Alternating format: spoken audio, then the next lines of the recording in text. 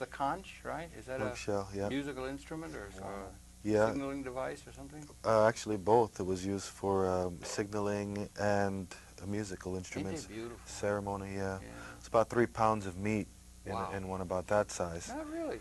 Yeah, and these days, you don't really get them that Yeah. large anymore. Welcome. Welcome very much to Conversation, where it's a pleasure to welcome to the program two gentlemen. We're going to talk about the Taino Indian peoples here in the New World, and particularly in the Caribbean Basin, but we're going to talk also about the indigenous population of what was to become the Americas, and the situation that should be kept in mind as we think historically and so forth.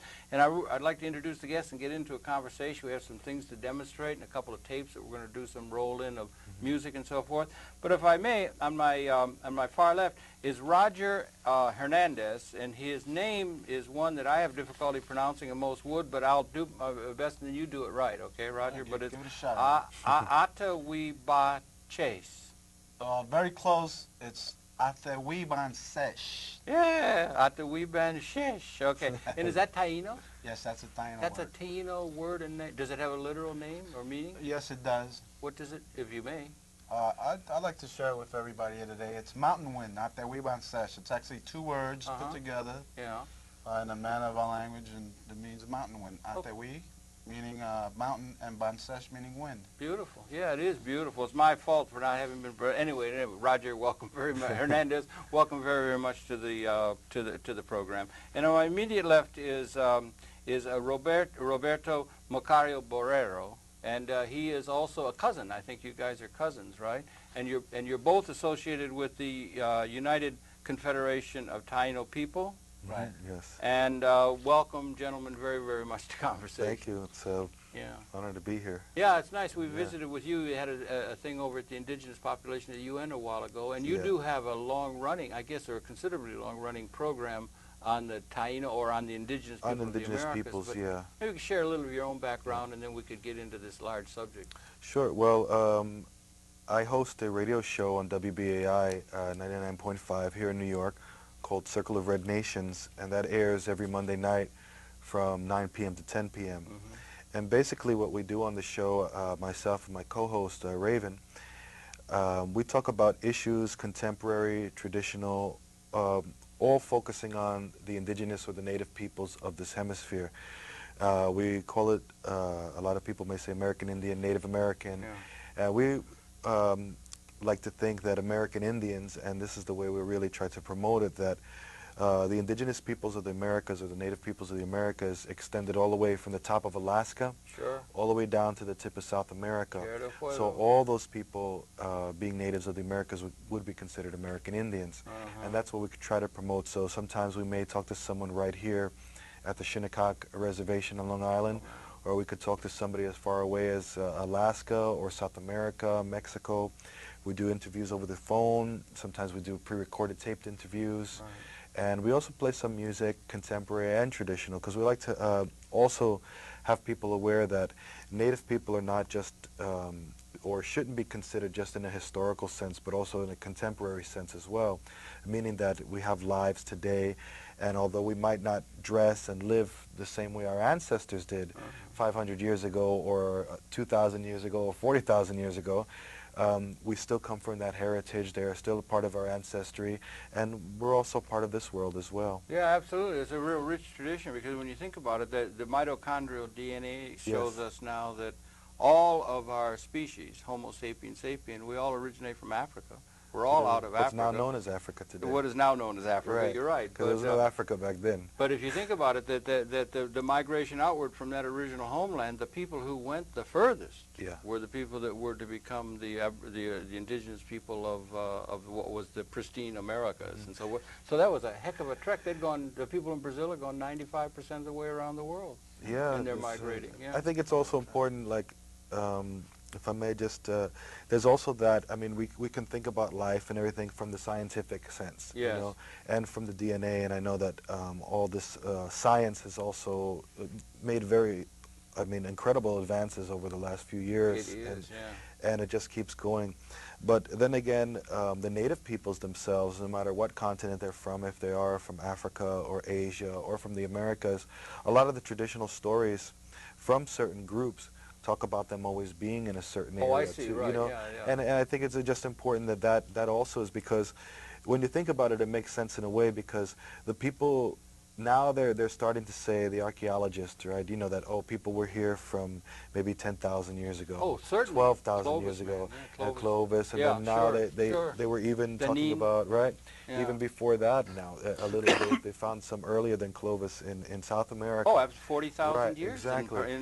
Yeah. So you see that every year or every few years there's a new discovery on how long. So that just goes to show that even if there was these migrations, that people have been Yeah. in this hemisphere for so long that there's no remembrance of that travel. Well, And so- 40,000 you know, years. If that's the case, so that's a long that's time. a very long And that's time. but there are no evidence at all of any proto-man in the New World. There's no Australopithecine or anything. Yeah, So the first people who came here, and they came in waves apparently, maybe 3 waves waves. that people came.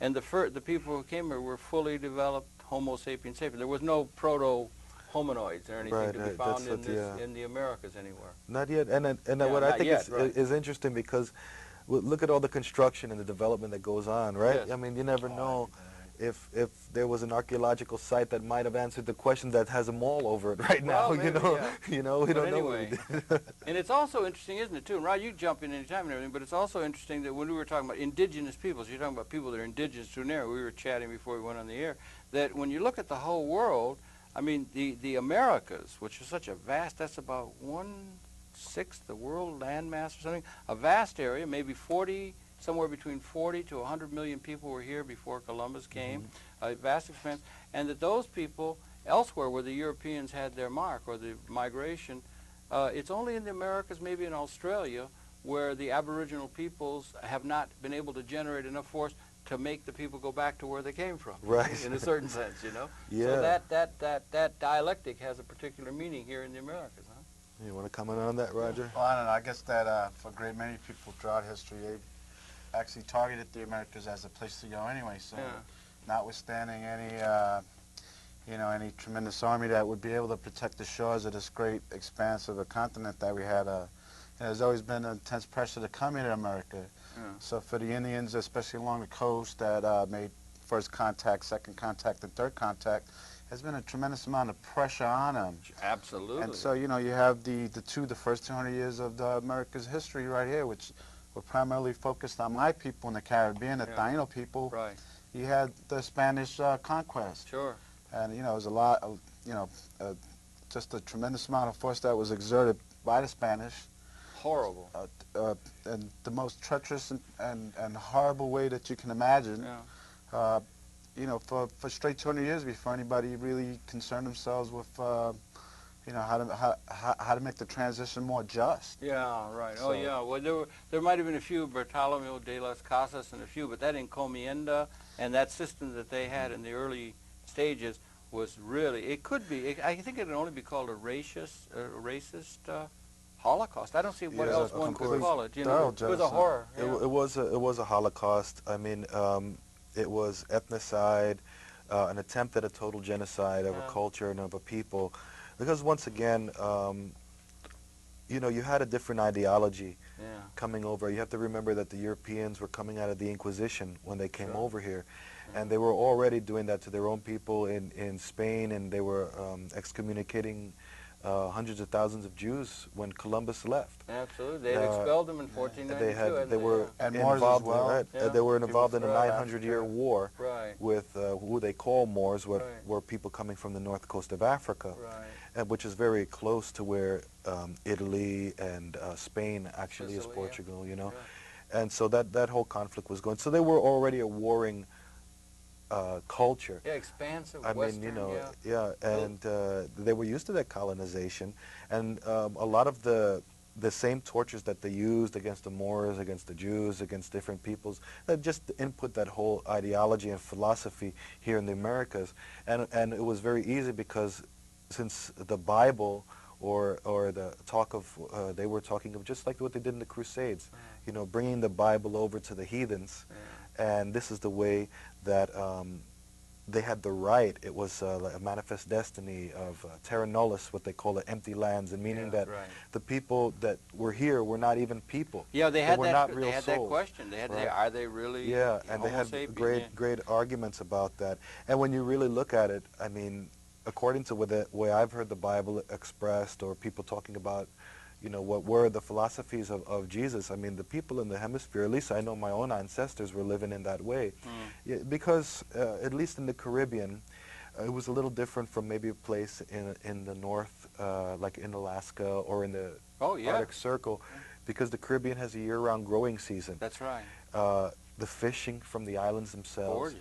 the interchange, so the people had a lot of time to develop themselves because they weren't as pressured for food or for hunting. There was no large predatory animals on the land itself, except out in the sea where you have sharks and stuff like that. So it developed a whole lifestyle where the people were just naturally very generous because their land was very abundant, you know.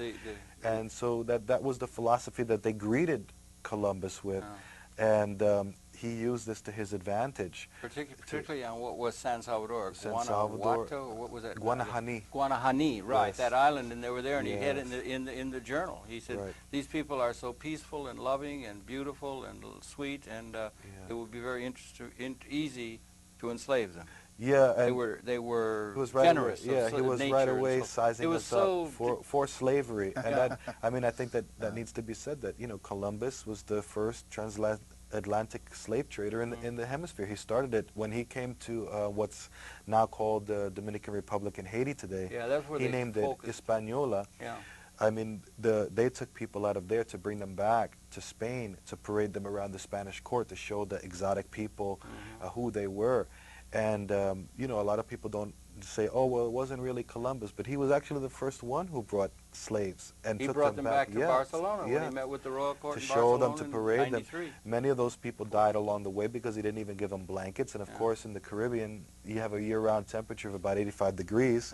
So the people didn't really need to wear anything, and they're going to a place like Iberia, Spain, which is colder, different climate, a long sea voyage. I mean, they were sea travelers, but not like that, you know. Yeah, it's a thing. It might be, if it could just spell out a couple of those things against the whole sweep of human history, because we now have the human history begins 200,000 years ago, and we do come out of that. And if you think about it, they start in Africa, and then they migrated all the way to the eastward, and then, but to the westward, they had moved hardly any degrees of longitude at all. There was some rumor of Carthaginian crossings of the Atlantic, and there's that in the, you know, they came before Columbus, and certainly the Vikings came from Europe. But by and large, that westward movement, they'd gone 95% of the way around the world in an eastward migratory pattern.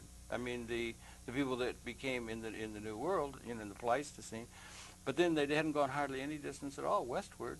That Atlantic had held that up until, in a back and forth kind of way, until 1492 when Columbus made that voyage. Well, they're also looking into that as well, because Thor Heyerdahl had a whole idea of the people from the islands of Hawaii and even as far as the Polynesians, that they actually came from what would be considered the east from them, which is the Pacific side of South America.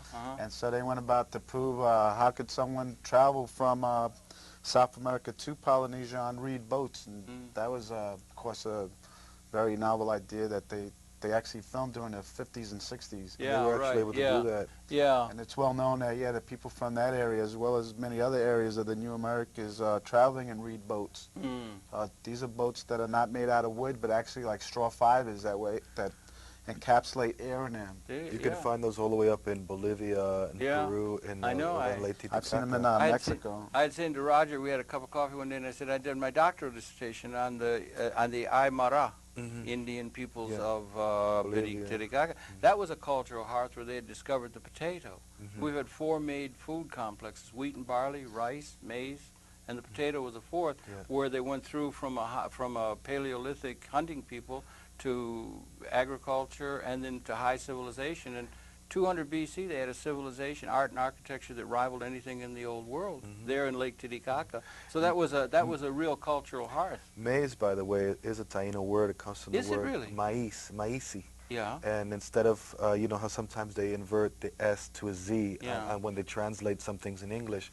So it was actually maízi, maíz, and that's where they get maize. Yeah, see. I'll be darned. I didn't Yeah, realize there's that. many Yeah. words like that in Spanish and English that you get from the Taino language because we were the first encountered. That's what I wanted to try and get straight if I could. Now, because Yeah. we had this, and we had estimates of 40 million, perhaps 45 million, but the vast majority of the population in what was the Americas were in what is now Mesoamerica or in South America. This is what You had yeah, the this is what Tupis, they say, yeah. in Brazil, and then you had the precursors, and then the Aztec Empire in Peru, and then you had the Mayan and the Olmec and the others that were in there. So, but they had about 1.5 million, maybe in what is now North America. We had these you had maybe 1,000 different languages.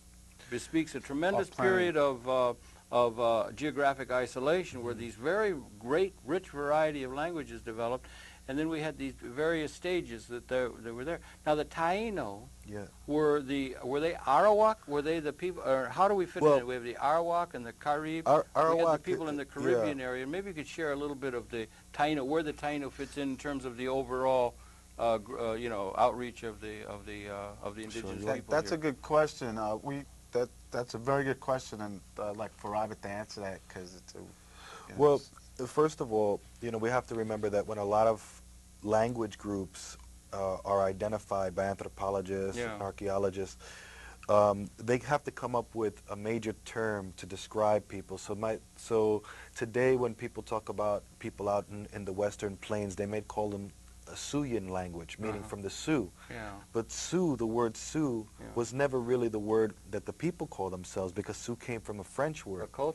Right, Lakota, Nakota, Dakota, Yeah. right, all those peoples, and that's in their own language. Right. For the Taino as well, there's been many books and many writers who said that the Tainos were Arawaks, and they even write Arawaks in Jamaica, Arawak in Boriquén, which is now Puerto Rico today. But each one of those peoples on each of those islands spoke a main language, a root language, and Las Casas, Bartolomé de las Casas, he was that you spoke. Tremendous scholar. He even wrote down that since he was there in the very first days of he was with the Columbus. that he wrote down that in all the islands there's like a common language, and that the people were able to communicate with themselves. And that so when the anthropologists were understanding that and trying to figure out how the origins or how the travels or the population movements went around, they had to describe people, and they used certain cultural cultural ways of life and language to describe and identify different people. And the closest people that they found to the Taino and to the Taino language were people in what is now known as Guyana and Suriname today. And they call those people Arawaks. But Arawak, interestingly enough, I've been to Guyana and I've met many people who are quote-unquote called Arawak, but that's like calling them Sioux or a Navajo. Navajo is not a real word either. It's a Spanish word used to describe the Diné people. Diné, right? But the Spanish called them Navajo. Culture, right. That's a unique language group. Exactly. Yeah, right. And so our language as well, in each of the islands, the people had different names from this, but they were able to communicate through a common language. And this language would vary in dialects as, the farther up you would go. And so the Arawaks, the people who are called Arawaks, they're not even really traditionally don't call themselves Arawaks. They're called Lokono. But they've been called Arawaks for so long that now they're just comfortable. Lokono. Lokono, yes. Lucayan, no, Lokono. It's different from Lucayan, which was up in the Bahamas. And that was where the people, were they of the Taino? Yes, exactly. Okay. They spoke the similar language, the similar customs, but since those islands were smaller, they had regional dialects and a regional uniqueness to them as well. San Salvador is about the size of Manhattan. Right. So when you get to larger thousands of tiny little islands. Yeah, all throughout but there. I mean San Salvador where Columbus landed. About the size of Manhattan. So all those people were going back and forth, via canoe, and they were trading and they were fishing. And so as you go down the island chain from the Greater Antilles, Cuba, the Dominican Republic, Haiti, Jamaica, Puerto Rico, and you go down all the way down, you follow Martinique, Dominica, St. Lucia, all the way down to Trinidad, right before you reach the South American coast. All those peoples were able to communicate with each other. Really? But Arawak they could is not a communicate real in a similar language, right? like a and it's lingua called franca. Arawak today. Were there it's dialects or group. something? There were many dialects, and this is why you have some regional difference. Why some people were called Caribs, and I think that was also another a mistake by the anthropologists, because the people, the Kalina or the Caribs in Guyana and in Suriname had like a traditional, I guess, disagreements with their neighbors who are called Arawaks. And so the anthropologists kind of used that whole idea and imposed it in the Caribbeans, because they developed what was known as like the good Indian, bad Indian concept. Yeah. Because back then there was some outcry in the 1500s to what was going on, to the Holocaust that was Bartholomew going on. de las Casas. And so they had actually made a royal edict that said it was no longer legal to enslave Indians, good Indians, the Guaitiaos or the Taínos. But the ones who could be enslaved were the ones who were known as cannibals. Any Indians that was caught practicing cannibalism, sodomy, any kind of... the Caribs got... and this is what they call Carib. But when you really look at the history and you really look at the investigations and the actual proof, there's no real proof that the people who were called cannibals actually ate anybody. Yeah, right. You know, and this is what we like to point out, is that this is part of the myth that was used for anyone to resist. Yeah. Anyone who resisted, even if it was a Taíno in Puerto Rico, anyone who resisted against the Spaniards or against the colonization was known as a Carib. This way they could be enslaved and they could be taken away, and then you break down resistance like that over time. Yeah, right. And I mean, even today there are people that believe that they are cannibals from the Caribbean. I mean, it's, you know, just something that's been indoctrinated. That's the way the myths can make things. Yeah, and actually what it does is it just focuses attention away from the real atrocities of what had occurred. And the atrocities were on a world scale. We've had atrocities that have been, we've had the horror of the modern era and so forth, but the atrocities that was visited down by the Europeans upon the indigenous people of the Americas stands, I would say, in a class by itself. Because it's still going on. It's still, that's interesting, yeah, it's still going on. But the dimensions to which the population was just obliterated. Yeah. Whole populations of people were obliterated. It's a horror story that isn't well enough included within the overall American picture, don't you think? I think there are a lot of big gaps in history, and I think particularly for people on this side, you know, of the United States of America, really are very unknowledgeable as to the real history of the beginnings of the Americas. If you look in any kid's book, and you know, you look up October 12th, 1492, there's like a big 2-paragraph section on the discovery of the New World. Yeah. Other than that, the next thing in the history books is what? The Revolutionary War, 1776. So that's like a span of almost 300 years encapsulated in 2 paragraphs. Yeah, right, yeah. Novus Munda, they called it. You know, they called it the new moon. Well, from their perspective, from the European perspective, they had come upon something pretty new. I mean, they were stuck in that. If you think against that they had not gone. The Muslims at Constantinople had blocked their eastward movement if they wanted to try and move eastward, and they go and they come this way, and then they came, and that was completing the eastward, because we all began in Africa again. We had a line of longitude that would go up into, you know, into Europe or north or west of Europe there, and they had hardly moved to the west. And then when they did, it was the eastwardmost and the westwardmost extensions of mankind were meeting there on San Salvador when Columbus landed on October 12th. Right, in the Bahamas. I'd like to just kind of follow up on what you were saying about the Holocaust. And of course we need to think, as Roger was saying, about the historical perspective, but I think it's also important to understand that the contemporary perspective, because when you think about it, there has been no reconciliation or in really any way. I mean, a few reservations now are economically sustainable from the casinos and things like that, but that doesn't happen on every reservation here in the United States. Now in Latin America, the situation is even worse because they didn't have the same treaty process as they did. At least the natives here dealing with the English and the Americans actually entered into treaties with the colonists. Many of which were just ruthlessly broken. Yeah, there hasn't really been one that's ever been, you know, acknowledged. But it was still there, nod of the head in that direction. And now they can at least go to court, to the Supreme Court of the United States, and say, look, this is a document between nation to nation, and as any international treaty is. And they're able to fight, and that's how, you know, a lot of American Indians here in the United States are able to get rights for their land. They're not able, they don't have to be taxed because that was part of the agreements that they made originally, Yeah. and that has to be honored. In Latin America, we didn't really have those kind of treaties. Oh. You see, so there was a lot more of a total obliteration, and not only in that physical sense, but also in a mental sense as well. Yeah, sure. Because you also had a whole dynamic of inventing the multiracial ideology or the nationalistic. In other words, taking away your ethnicity for a national sense. Like in Puerto Rico, for example, we don't really have the opportunity to develop ourselves in an ethnic sense, whether people want to follow their African heritage or the heritage from Europe, which is Spain or wherever else they might have Puerto come Rican. with.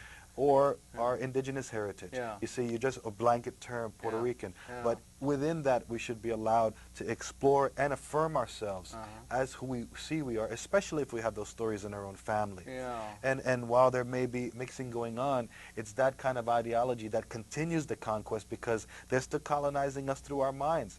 Yeah. We rather be, for example, in... Well, that's all. Yeah, go ahead. Yeah, go ahead. for example, like in Latin America, if you have just one little drop of white blood, so to speak, quote unquote, that's your ticket out of the lowest possible class. Yeah, it's a you know what I mean? class-based and you can system go on race, up in the the race system, class-based right? Oh, I'm not classes. an Indian. Yeah. You know what I mean? It's that's the worst thing to be because that's seen as going backwards, the Indio. poverty. You know, the least progressive of any of the races, right? The least progressive, and also in that sense about the world modernization. Right. There's a modernization process, and many of Exactly. these ethnic identities are seen as part of a historical pattern that should be just gotten over Well, this and is what they're grow talking up about and today. live When we with the went to modern protest world. in Seattle, Yeah. and we were talking about Right. savage. Right. Right. we were talking about globalization. Yeah, Right. yeah. That's the new buzzword, globalization. Yeah. But that globalization began in 1492. Well, it did a big part of it. You know, it's Yeah. interesting. The place where he was on October 11th of 1492, Christopher Columbus. The spot where he was, that line of longitude. If you draw it up right northward, because he was about 27 nautical miles off San Salvador when he saw this light on the night of October 11th. There was some Indian. There were people. There 141 feet. It's the highest point on San Salvador. There were fires.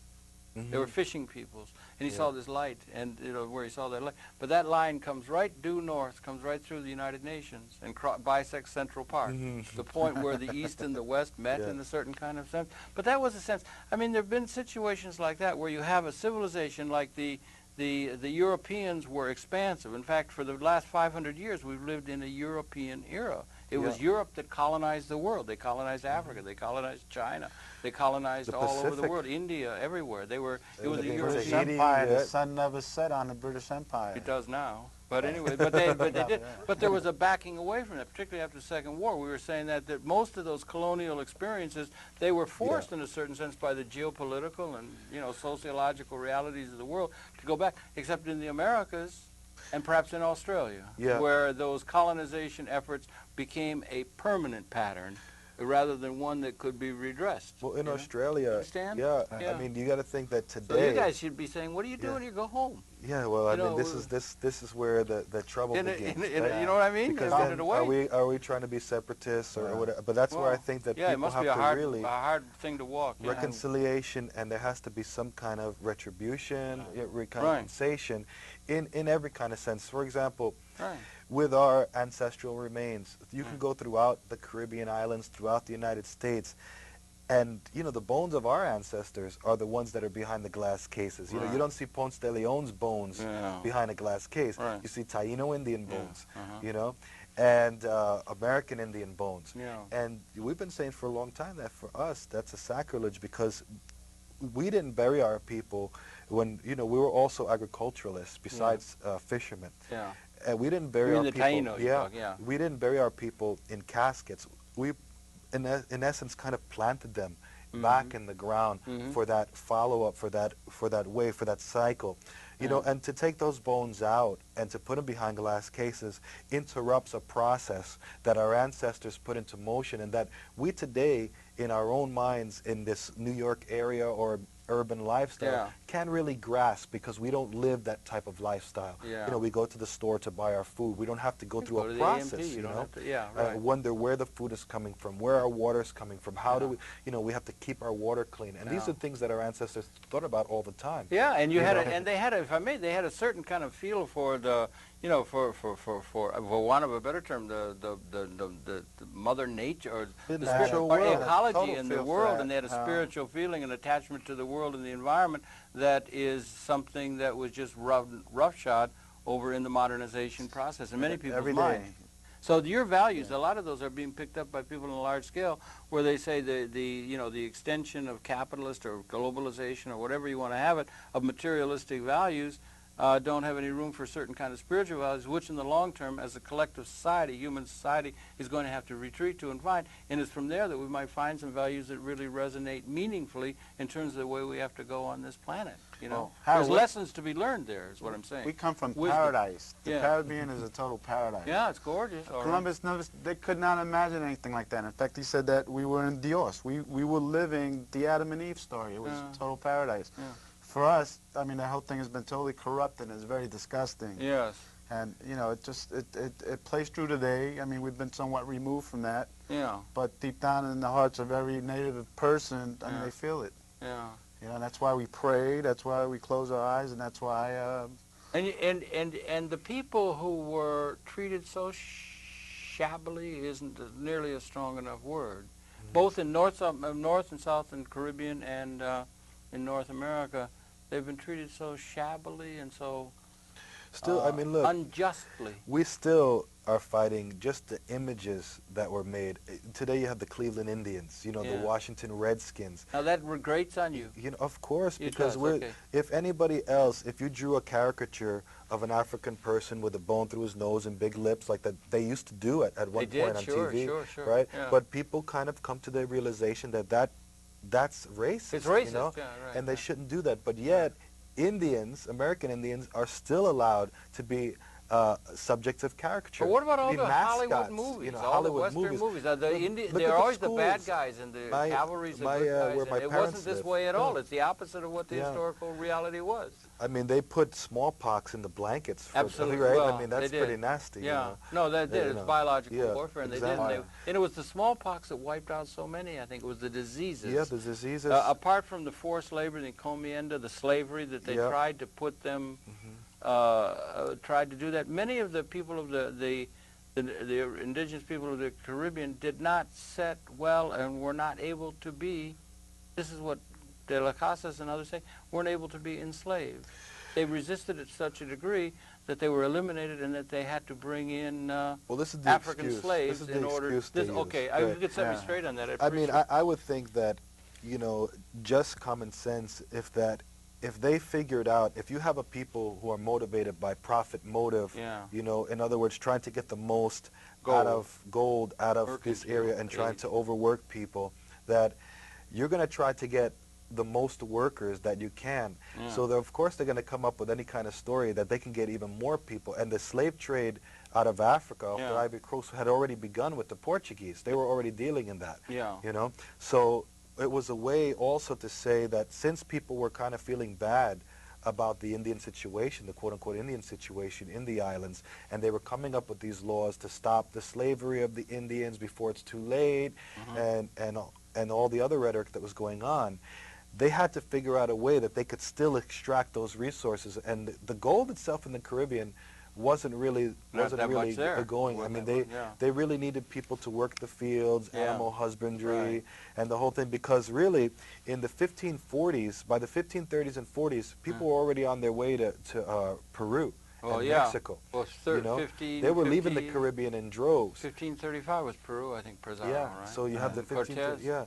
So they were already on their way to go, and they had far much more gold in that type of resources. And this was a than we had. mercantile age where that was the means the species by which wealth was measured. They were really on the search for gold, and they were. So they didn't even want to have anything to do with the Caribbean, really, except that the Caribbean was a good place, like a jumping point. Yeah, for Hispaniola, ships, I think. you know, for people en route coming from a long way from Europe to stop in the Caribbean, to pick up people They had a large slave trade going out of Cuba, you know, which is one of the largest areas that they would import and export slaves, right. quote unquote, well, people who were enslaved, you know. And because it's easy to say slaves, right, but not remember that they were enslaved. You know? They were enslaved. Right. Yeah, it's hard to also, that was the period that existed in the world. Yeah. You know, it's hard to imagine. You know, It was a big dilemma. It was a big moral dilemma for people that were considered themselves very righteous, very Catholic, very spiritual, and the King and Queen of Spain were very spiritual people. Yeah. That was a big dilemma for them. That's why they invented the term of a Carib, a bad Indian. They had to differentiate between the good Indians, the Taino Indians, which means good Indian. Taino were the good ones, is that it? Taino in our language means good. Yeah. In your language means good? Yeah. Okay, So, that's you know, interesting, yeah. Okay. It means like human being, you know, like, in other words, when you have a culture, when you know you're right from wrong, you know, you're like one of the people, you're good. You know, like this is part of the society. They had a rich spiritual tradition. Well, some of them were a little hard to understand. Some of those were, like some of the Aztec things were pretty blood-curdling. Some of the cut out the heart on the top of a pyramid kind of thing.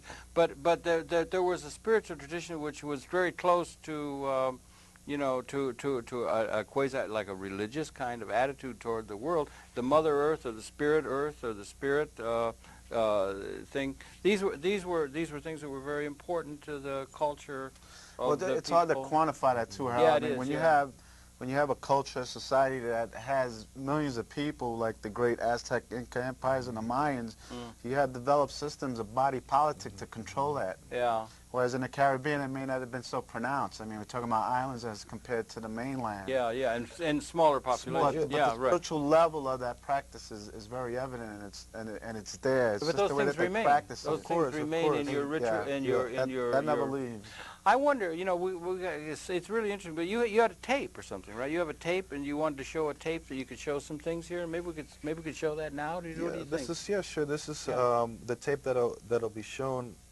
Talks about some of the things we've been talking about, but expressed through our song and dance. And there's some explanations. This is part of a presentation by the Casibahagua Cultural Society. Casibahagua? Casibahagua. What is and this? that word comes from one of our creation stories, the Taino creation stories. And that talks about the cave of the Hagua, or the Black Cave. And that's a place of emergence for the Taino people after a great flood that had covered the whole earth. Had subsided, the people were able to come out of the darkness and into the light again. Is this got a geographical location, supposedly? Well, somewhere they say it's somewhere, maybe in what's now known as Dominican Republic, but I think it was more of a spiritual sense. Yeah, okay. But talking about an actual time, because obviously even the Bible talks about a great flood once on the earth, right? That's right, Noah. So even our Taino stories have that. And there was two caves. There was Casibahagua and Amaya Una, which was the place of the others. So that's where we knew there was other people on the earth also. But from our people, our culture, we emerged from Casibahagua, and that's where the name of the society comes from. And these were things that had been handed down over the generations. Yeah, and I was mean, there they a were written about, language in Taino? Well, not written as we would have it like this in English. Yeah. But were able to communicate, and Roger knows because we've been together photographing a lot of these things, the petroglyphs, the drawings in the caves. Right. And there you can talk about actual events, things that happen, connections with the spirit world or with the other forces, the other energies, besides the humans, right, that the people would deal with. It might be good for humanity as a whole to be able to get a sense of awe or a sense of association with the other aspects other than just the human element on this planet. We need that on a world scale. I mean, we need that kind of a sensibility, I think. I think that assumes too much, Harold. I mean, that's part of your total consciousness, and, you know, quite disappointingly, we're beginning to realize some people have more consciousness than others. Yeah, right. Well, you guys might have the leading it. Well, listen, let's show that film, right? Okay, we can. In the studio, you set it up, and it runs about, what, 5-10 minutes or 5-7 minutes? It's about maybe 7 minutes. Maybe about 7 minutes. So we'll set that up, and then we'll come back. We're talking about the Caribbean and the Taino people and so forth. And if you could set that film up and run it now, then please, and then we'll be coming right back. Thank you. Please run the film now. Thank you. Well, anyway, we're going to say hello to everyone.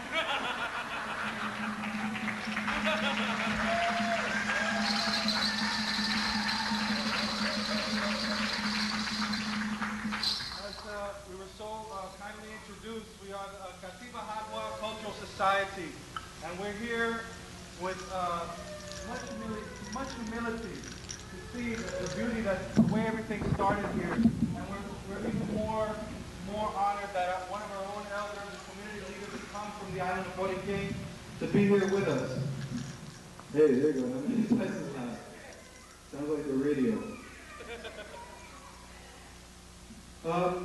As you heard, the dances that we're going to do here represent our people, and we're very, very privileged to be here with all of you, especially in this land. And so we want to just take a moment to remember the traditional people who are here and those spirits, and thank them also for allowing us to be here and allowing everything to go so smoothly today.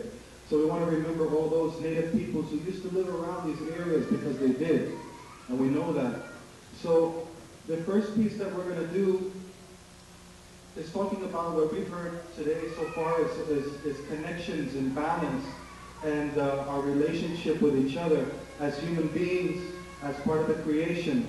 And part of that has to do not only with the human element, but also the animals that also inhabit this earth with us. And in the times of the stories that are handed down, we don't say mythology. We never use that terminology. We say oral tradition, because it's just something that's handed down. Mythology is something else that somebody else termed it. So we try not to use that term, because we're trying to decolonize our own minds as well, because it's hard to even deal with this everyday society and try to be just a reminiscent of something of what our ancestors were, because they're inside of us. So we're here today to honor all of that, and to hopefully bring a little happiness in your hearts with music, because the music and the dances our people knew is for healing and for many, many things, to keep the society and the pueblo, or the yucayeque, the village, strong. And this is why they did celebrations or aretos for so many days. Sometimes they would go on for a month. So, you know, some people may be tired just from this little time, but think of your ancestors, how long they would sit there for days and days doing things. So we could have a little patience, and I think everything is going beautifully so far. So this first piece honors the animal world, and it talks about a very special creature that inhabits the islands, the island of Boricay and all the other islands, and also South Central America, the Amazon. This one honors the iguana. Very special animal because it has a direct relationship with the sun, and you see the little spines that it has on its back. And there's stories that we have that go along with the iguana as well. So this one is called the Dance of the Iguana, and basically what it's talking about is the iguanas are having a gathering, sort of like what we're doing here. And they're dancing and they're having a good time until their neighbor, who's not always so nice to them, the hawk comes around, the guaraguao. And then they have to do what iguanas do, kind of scatter and go to wherever they're going, and they have like a camouflaging ability. So they're able to camouflage themselves, and the hawk has to fly away and then go without eating, so then they can continue with their festival again and their dance. So this is Areto Iguana, or El Baile del Iguana.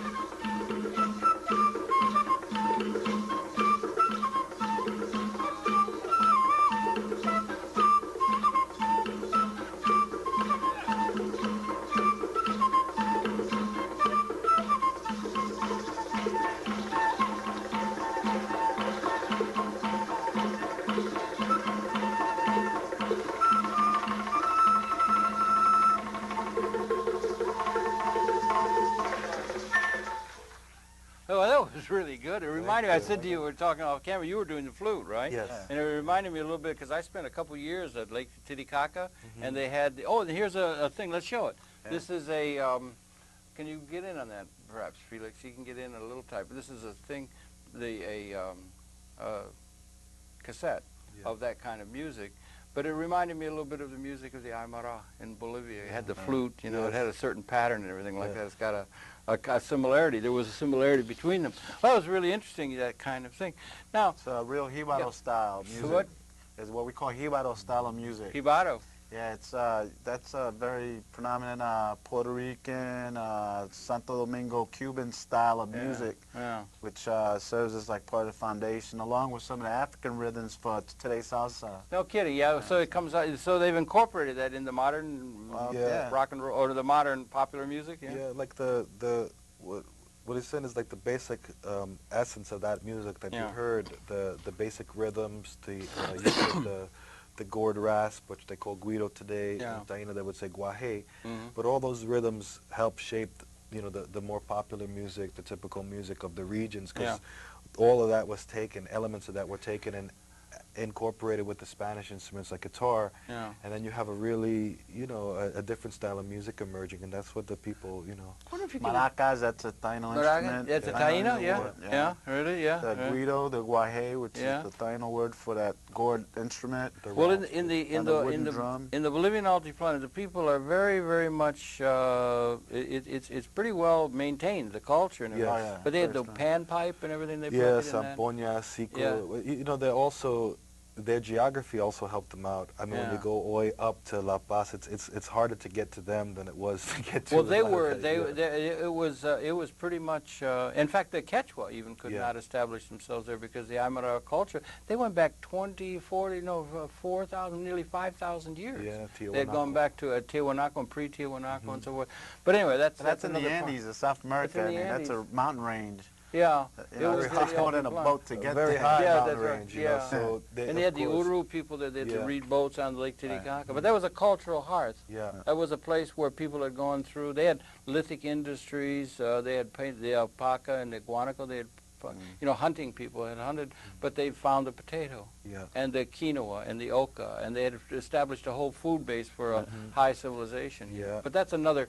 But it is, in a certain sense, the same because the question I had in mind is because we have these rich traditions. We have some of these traditions go way back, and there's pressure upon those indigenous cultures and so forth by the forces of modernization themselves, and there's a danger of losing them. Is there a danger that we're losing the languages? Are the languages being lost to the mists of history and so forth? And what is the thing that we should try and understand about how much can we maintain the richness of these cultures? I'd like to share something that someone told me, and that was that the native languages are very expressive. I mean, the traditions of oral, the stories, everything, there's very little that was written down except in the glyphs and the graphic. Like back in Homeric times. Right, and so what you have is in Europe where you have written languages, they're less expressive.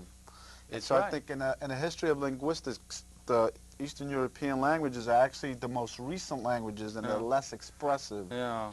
And so, you know, it's a big concern for us. I mean, it is. Well, Marshall McLuhan used to, if I may, Marshall McLuhan used to say, you know, that the major metaphor for Western civilization was phonetic alphabet, and it was where you string out. You have to take A, B, C, D. You have to string it out on a long line like this. And Michener will write 8 pages in a book to describe, you know, the sun and the bird and the sea and all of these things, which, in a multi-sensory way, you would experience all at once. I'll give you a better metaphor. And we're going back to that now. Jose Marti. These ideograms are becoming more relevant. Yes. What I'll give you a better metaphor. Jose Marti, who's a celebrated Cuban writer, said that the intelligence of the Americas could be found in a headdress. Oh, really? Yeah. That's our metaphor. Uh-huh. You know, this expresses it. Yeah. Got the beautiful colors, the functionalism of it. Right. And, you know, the symbolism of it, which is knowledge and leadership and everything else. So quite literally, I think it's quite true. We're going now, the cybernetic thing where we're going back, and we're going back, the internet is now going to be going multimedia, and we're going back to icons, and we're going back to ideograms, or Chinese ideograms, and different kinds of things, which are pre-literate culture.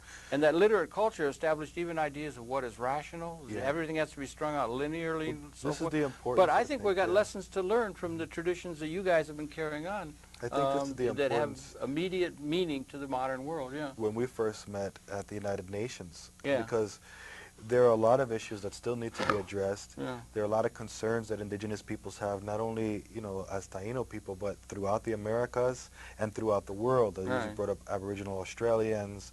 There's also ethnic groups in Asia and Africa, tribal groups that also want to hold on to their traditions as well. Right. And so recently, the only kind of forum that we've had, because we've seen in our own countries, wherever we come from, we haven't really been able to progress past a certain point. So now that the world is coming up with international conventions on racism, on genocide, you know, you had the Geneva Convention, you had all these things that internationally there's becoming a kind of consciousness that's been raised through the formation and culminated with the formation of the United Nations. You know? In other words, people of the world started saying, okay, we need to really think about, you know, we had World War II, you know, we had World War I, but we really needed to think about what's happening in a global sense as people keep expanding and dealing with other people and economics and stuff like that. So within that, indigenous peoples as well are also coming to the United Nations and to that forum, international forum, to say, hey, within that mix, while you're coming up with international conventions, while we had the Agenda 21 that was made in Rio in 1992 with the Rio Earth Summit, you know, we have a very important role and a very important voice to be to add to that whole process as Native peoples, whether we've been colonized, whether we still maintain our traditions intact, or whether they've been altered because of you know, attempts at assimilation, oppression, colonization. But regardless, I just found that there's no regardless. Right? It's hard to get out of that. I know. Well, it happens to everybody. Right? So regardless of all of that, you know, we still have our cultural traditions, our oral traditions, and we should be part of that process, because within that, within all these nation states that have been developed, like the United States of America, our issues as Native people have not yet been addressed by any group. That's right. You know, that has come in and that has taken over, or that has been, you know, now we're focusing on urban areas a lot and urbanism. But, you know, there's even, you know, many of us who live here in the city. Sure, absolutely. You know, and so whether we live in the city or whether we live in our traditional homelands or somewhere else, you know, we still have a lot to say about what's going on. You talk about loss of language. You know, we have MTV. We're losing language. We have MTV to contend with. We have the globalization and everybody trying to have like this homogeneous, identity about what's world culture.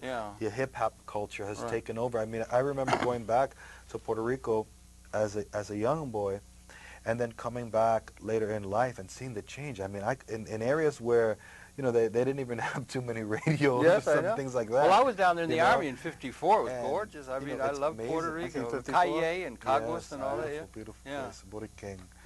But it was amazing just to see, as a young person, to see the change and how many things from New York have been imposed now on the kids in Puerto Rico instead of the opposite, you know? So all of that has to be addressed on a local level, on a national level, and on an international level. And this is why many people are coming out to say, hey, you know, we have to fight for our rights. But we're not only fighting for ourselves, because as we're losing languages, we're losing the earth. We're fighting for Mother Earth. You know, that's the main point.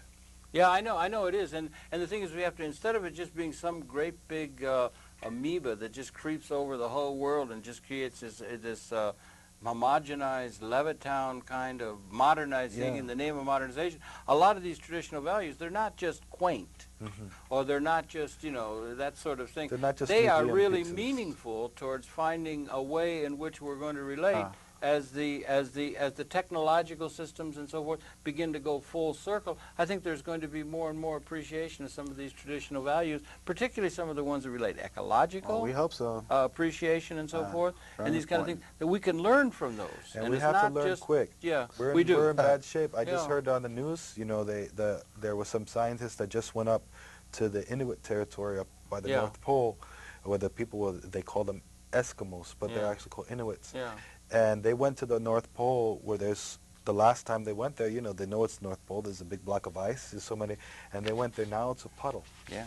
Well, they found that. Yeah, I know. You know, that was now very it's a puddle. disconcerting. So I mean, global warming. You know, this is global warming is coming. It is something, and the tradition of the feel for nature and the embeddedness or the respect for the spiritual way of life that has been intrinsic to the indigenous people here, that didn't seem to get through the skulls of a lot of the Europeans coming with their ideas of material progress. It should be learned. Yeah, a lot of this is quite elementary too. I mean, you think of the advances in so-called technology in the last 200 years, and really what it suggested is that we've been burning a lot of fossil fuel. Yeah. You know, what does that create? That creates emissions that pollute the atmosphere, the air that we breathe, and it also adds to the type of greenhouse warming effect that would, you know, cause to suggest that, that the temperature of the Earth is rising so much. So you really have to think this out. I mean, for anyone today to not be able to see that connection is really quite ignorant. More and more are, and we're going to learn from a lot of the people, the traditions that you've been trying to keep going. Now, we only got a minute or so left. Now, what about you have your program on BAI every Monday and night. there is a network of people, like I said, some of the people in the American Indian movement, Vernon Bellecourt, some of these people, Dr. Joyce, that are trying to carry forth this kind of a thing. But it's important that there be institutions, and you're doing that, and you're doing that. Any chance you could start putting some of this programming maybe into the network here? We would hope so. Some of these traditions. Roger, what do you think? I think that's an important vehicle. I mean, television, especially here in this metropolitan area, really has the ability to focus what we feel is being important to almost 30 million people. But, you know, a lot of that takes a lot of resources as well, and the timing involved in that. Yeah. Robert just finished the whole thing at the United Nations. Yeah, I know. It was like almost the whole summer. He's a co-chair of the Indigenous Committee, or the Committee. And so we've been really maybe too active, and so it takes away from some of the things that we'd like to do. And so we have a lot of younger people, a lot of people that are now becoming more involved, and we'd like to share with you our phone number and a way to get in touch with us. So we'll put that up at the end. And you have two really interesting websites that are up too. We're going to put that all up. We put out a newsletter. We have a newsletter that's really very excellent. Very paraphrasing the words of Pete Seeger or Woody Guthrie, this land was your land, this land were I land. But anyway, listen, thanks a lot, Roger. Thank you very much. We're running out of time. It's a pleasure. And I thank you very much. We had picture books and things that could have gone into. We had some artwork we wanted to share. But we couldn't get into it all. I'm sorry, but that was really the film and so forth. And I do think it'd be good for you to get more and more of this kind of programming about the Taino and other indigenous people in the New World on into the television medium, and they would, and I wish you the best in all of that. And thank you very, very much for coming in. Bumatun. Bumatun? What's his name? That means thank you in Taino. Bumatun. Bumatun. And we thank you for viewing, Bumatun, for viewing a conversation. We'll be coming back again next week. That's it for this particular segment. Gentlemen, once again, thank you really very, very much indeed. Thank you. All right, we'll see you soon, everyone. See you next week. These are the shells. Yeah. Oh, that's what you want. Oh, these are these to wear? This is ornamentation, you wear on right? your legs when you dance. And when you dance? Yeah. Keeps the rhythm. That's great.